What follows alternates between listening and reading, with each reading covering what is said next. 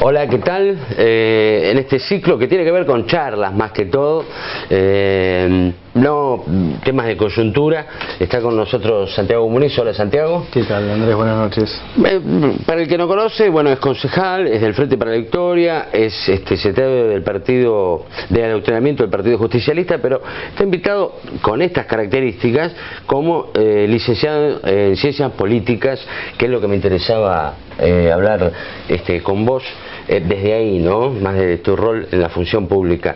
Digo desde ahí porque si hacemos la cuenta de 1810 a 2014, toda la historia argentina, parecería como que caminan siempre dos países, ¿no? Un país más bien vinculado al exterior, a producir en tierras que son maravillosas, que son las tierras nuestras, que te dan cereales, te dan ganado, y vendérselo por más que acá no se coma, y otro país nacional, más nacionalista, que siempre está en conflicto, ¿no? ¿Vos ves estas dos grandes corrientes siempre en contradicción? Sí, bueno, hay una lectura histórica que tiene que ver con pensar la historia argentina a partir de 1810, y sobre todo a partir de la formación del Estado moderno, en función de esos dos proyectos políticos, digamos, uno que intenta pensar la Argentina desde adentro, y otros que intentan creer que lo mejor es que la Argentina sea pensada desde afuera, digamos, principalmente por las potencias de turno. Y yo creo que sobre todo cuando tenemos un gobierno como el que tenemos hoy, o el gobierno del general Perón, estos clivajes o estos enfrentamientos a veces las rupturas de este tipo se notan más, digamos, ¿no? Lo que está pasando con los fondos buitres me parece que es un tema, claro, y de la posición que toman muchos actores locales sobre esa situación, es un punto que da cuenta de eso. Bueno, la 125 es otro eje importantísimo, que además me parece que marca la identidad del kirchnerismo. Me parece que es uno de un antes y un después del kirchnerismo, porque creo que a su vez el kirchnerismo puede ser dividido en etapas. Estos 10 años de gobierno pueden... ¿Cómo lo dividirías? A ver, a mí no se me ocurre, me parece no. Y yo, por ejemplo, creo que el kirchnerismo arrancó en el 2005, no en el 2003, digamos. Me parece que entre los 2 años 2003-2005 había una disputa entre si había que hacer crecimiento con una tibia distribución de la riqueza, o si había que crecer distribuyendo la riqueza. Ese fue el tramo de acuerdo con Eduardo Duhalde. Claro, y Lavagna, ministro de Economía. Y ministro de Economía. Yo creo que después la disputa electoral en la provincia, en las legislativas del 2005, el triunfo de nuestro proyecto contundentemente en la elección, me parece que marca ese escenario. Y me parece que después hay otra etapa que es el 2008, digamos, con la pelea con el campo. Sí, la pelea con el campo, yo diría la pelea por la distribución de la renta, bueno, la misma pelea que dio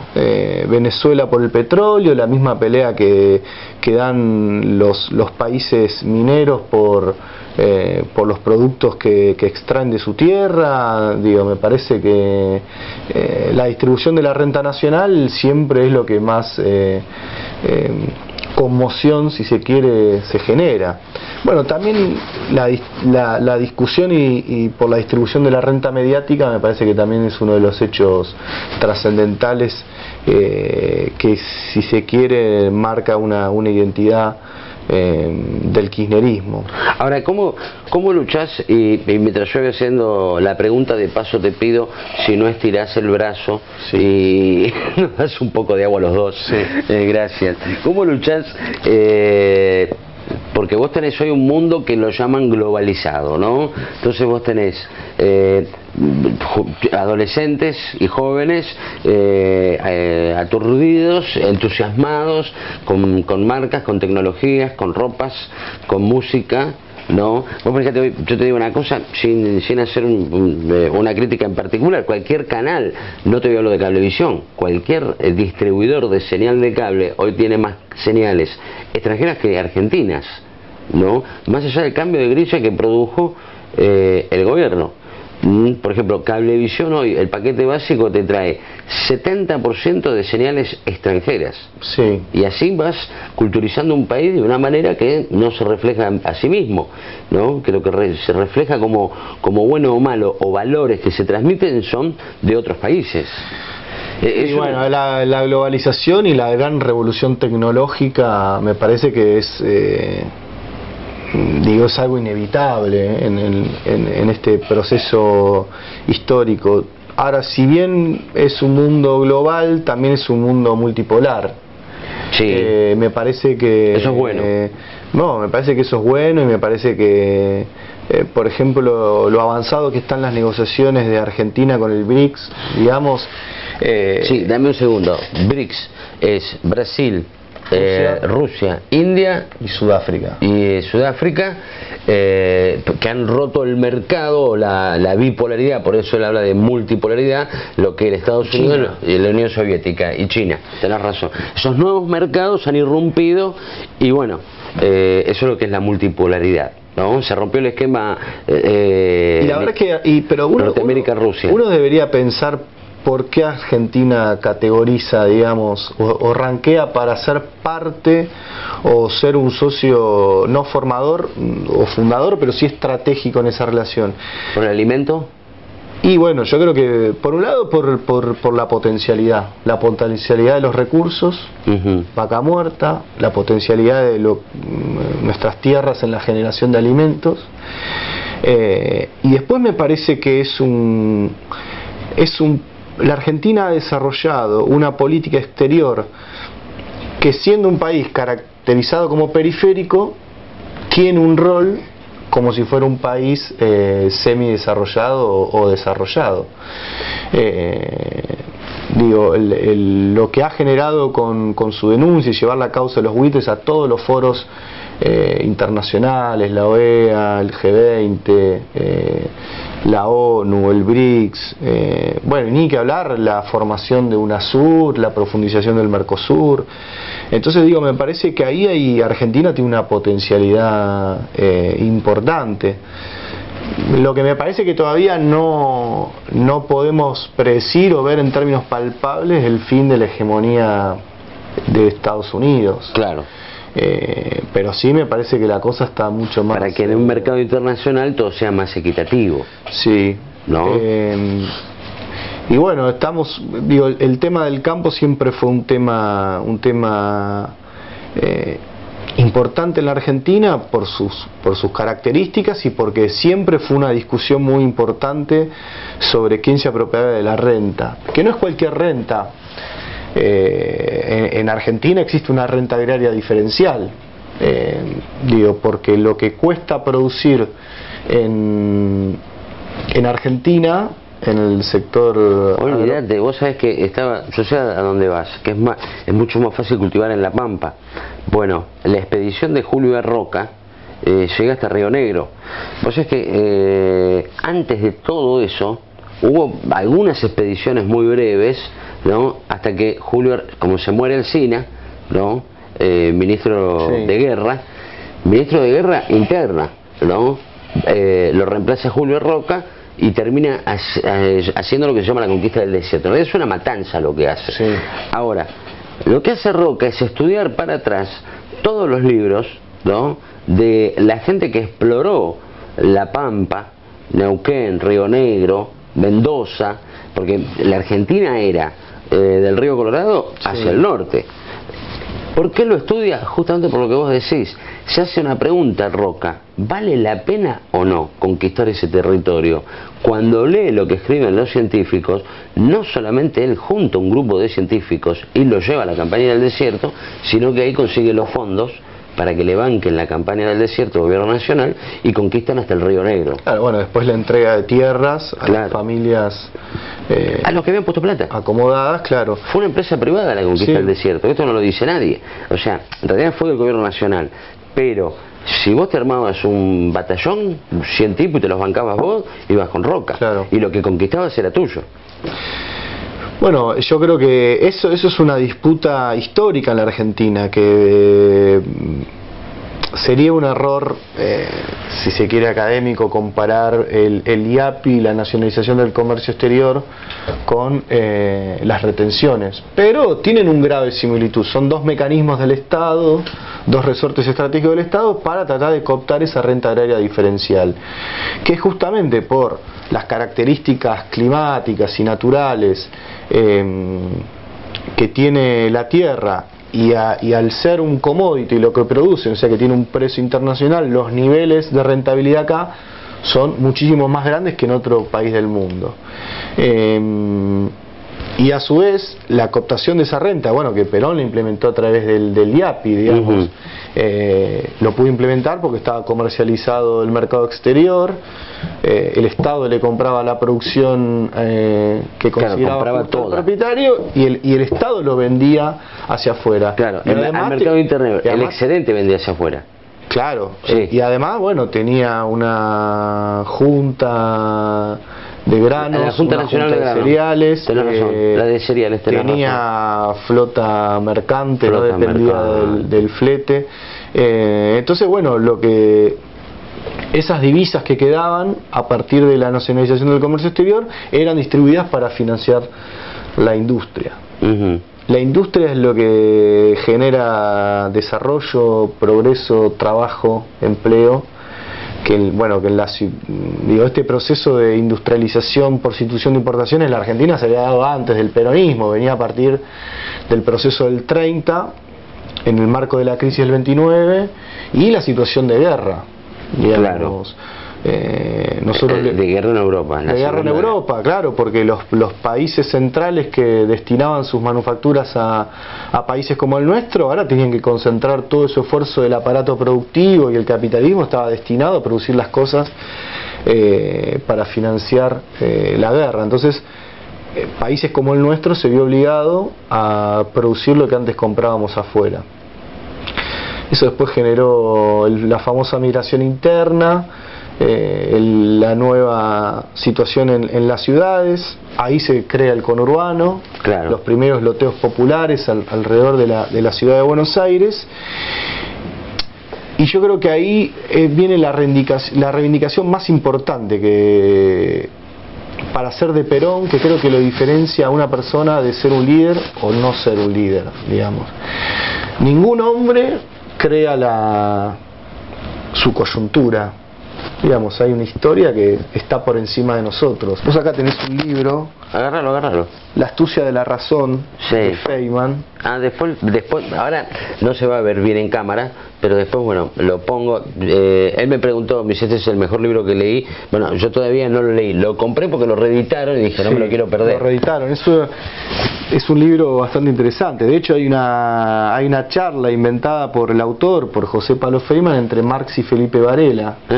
Marx le dice a Felipe Varela, no vayas a la guerra porque vas a perder. Entonces Felipe Varela dice, pero ¿cómo voy a perder si vengo ganando siempre? Y dice, no, porque a vos el que te va a ganar es la historia. Digamos, esta idea teleológica de la historia tiene un fin en sí mismo. Sí. Bueno, fue de lo que se agarraron históricamente los marxistas para creer que inevitablemente el mundo iba hacia una revolución social.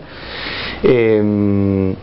Entonces me parece que es interesante este título, porque en realidad la razón no es tan astuta como para engañar a la historia.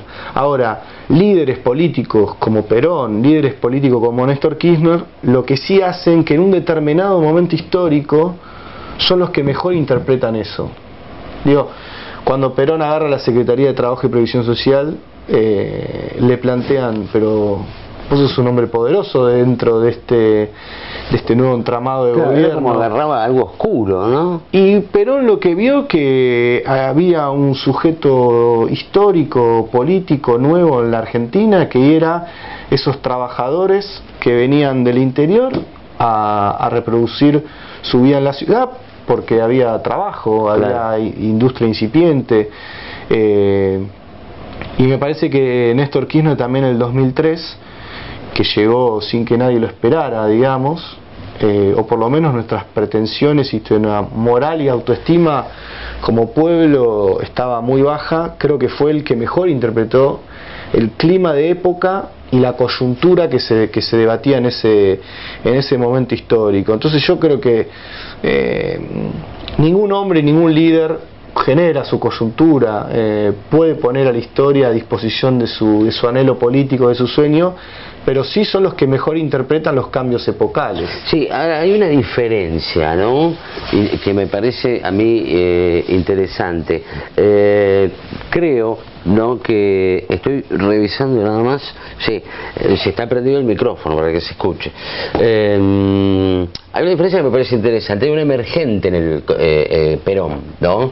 Que eclosiona o se hace visible el 17 de octubre, ¿no? Y creo que en el 2003 con Néstor Kirchner no hay un emergente, hay una resignación y un escepticismo brutal. Son dos cosas muy diferentes. Esto le da un rasgo al kirchnerismo jacobino. ¿Qué quiero decir con jacobino? Que más allá de la protesta, ejecuta el derecho. No hay nadie que proteste, pero yo voy y ejecuto el derecho. Creo que Perón tenía una ventaja en eso. Había una masa protestante, sí, que demandaba, y Perón le iba dando forma legislativa o política. Bueno, sí, en algún punto tiene ciertas características de vanguardia, digamos, ¿no? Porque eso que vos decís, ejecutó directivas o acciones políticas que sorprendían y que ni siquiera el pueblo tenía la capacidad de sintetizarlas y acompañar. ¿Estamos hablando del 45 o del 2003? No, del 2003. Del 2003, estoy de acuerdo, está bien. Creo que ahí se da al revés, creo que Néstor Kirchner sorprende a muchos. En cambio, Perón se hace cargo de la demanda. Néstor Kirchner va y dice, a ustedes lo que necesitan es esto. Ahí, pero porque veníamos de un escepticismo terrible. Sí. Sí, y me parece que también la claridad es lo importante es la claridad del mensaje. Digo, Perón entendía que lo que había que hacer era una revolución nacional, porque Argentina tenía un estado de semicolonia, digamos. Primero que tenía un sistema político que era fraudulento y digitado. Claro. Y segundo porque que la riqueza que producía se iban los barcos y el pueblo estaba hambreado, digamos. Entonces me parece que Perón tenía muy claro el mandato, y para mí después creo que fue yo creo que fue el productor argentino de la ciencia política más grande, digamos, junto con Alberdi de la generación del 37.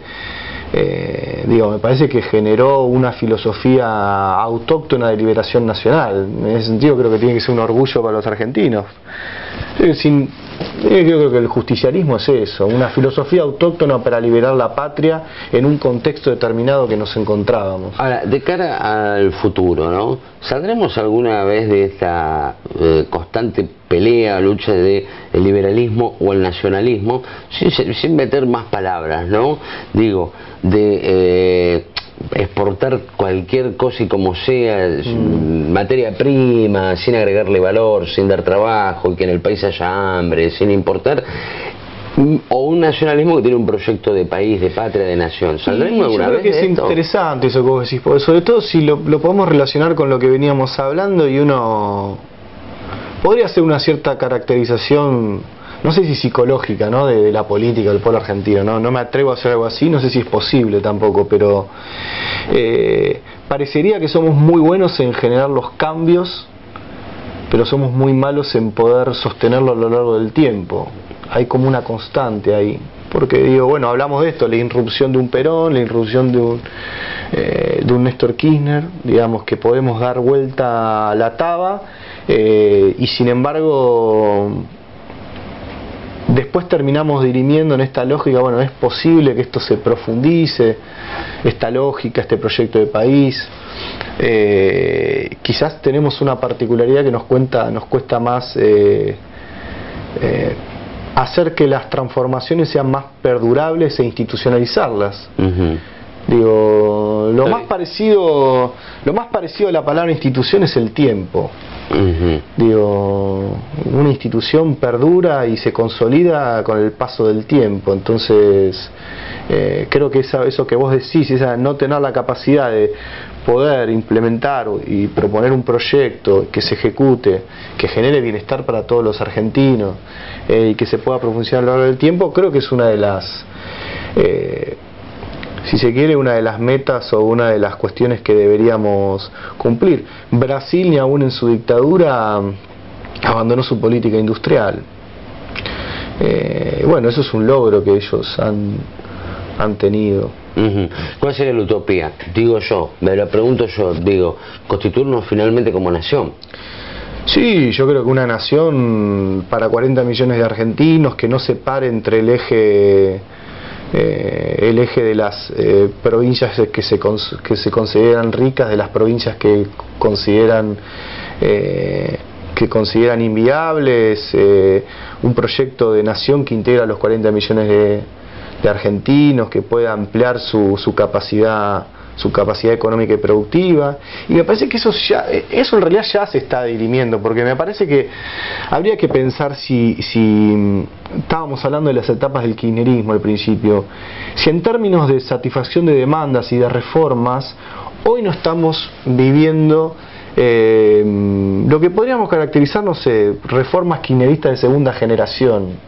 Digo, pongámosle el título que querramos, capaz que hasta se puede escribir sobre esto. Me parece que esas demandas de segunda generación, producto de que hemos incluido a un montón de ciudadanos, trabajadores, jubilados, niños, familias enteras, creo que han aumentado el piso de las demandas. Cuando aumenta el piso de las demandas, seguramente lo que un país se encuentra es con con la crisis del desarrollo, con los problemas del desarrollo.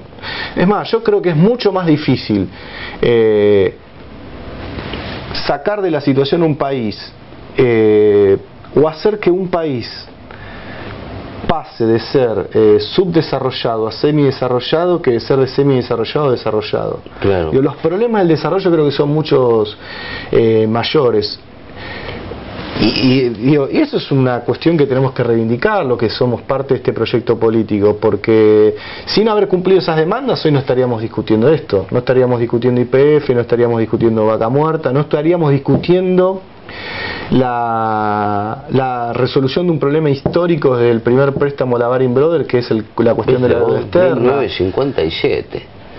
Entonces, justo, ¿no? Porque aparte, revolución libertadora. Digo, nosotros estamos discutiendo cuestiones que son nodales, y que la resolución de esas cuestiones nos posibilitaría pensar que nuestro país y este proyecto político nos puede llevar a la consolidación de una etapa de desarrollo con justicia